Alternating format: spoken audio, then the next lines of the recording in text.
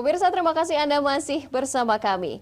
Meraih hasil imbang 0-0 kala menjamu Persiraja Banda Aceh dalam lanjutan Liga 2 di Stadion Jakabareng Palembang Senin sore lalu membuat supporter kecewa dengan permainan tim yang kurang maksimal di kandang sendiri.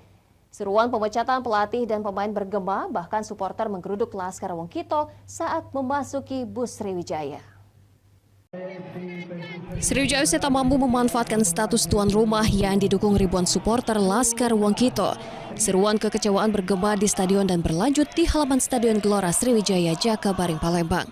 Mereka meminta pergantian pelatih, evaluasi pemain dan pembenahan manajemen Sriwijaya FC. Supporter kecewa karena hingga kini SFC baru mengemas 7 poin dan terlempar ke posisi 5 dari 7 tim yang menghuni grup 1 Liga 2 Indonesia. Supporter SFC mengatakan menjadi keharusan pembenahan tim baik pelatih maupun evaluasi pemain. Hasil hari ini imbang, ya kurang memuaskan lah bagi kami kan. Ya harusnya kan posisi Sriwijaya kan sudah di bawah. Ya harus 3 poin lah hari ini setidaknya kan. Ya apa yang diminta sama Coach Yoyo? Evaluasi. Pemain tambahkan lagi pemain. Tambah pemain. Karena kurang.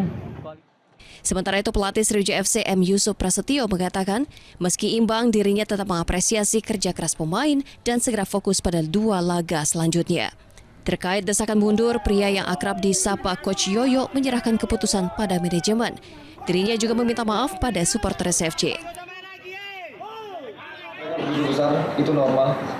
Kembali lagi bahwa saya serahkan ke manajemen mengenai apapun itu.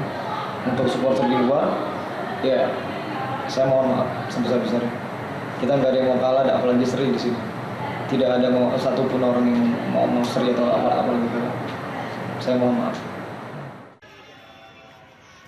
Selanjutnya SFC akan menjamu PSDS Deli Serdang pada 19 November dan menjadi kesempatan menaikkan peringkat Laskar Wongkito. Dari Palembang, Bambang Irawan, iJus melaporkan.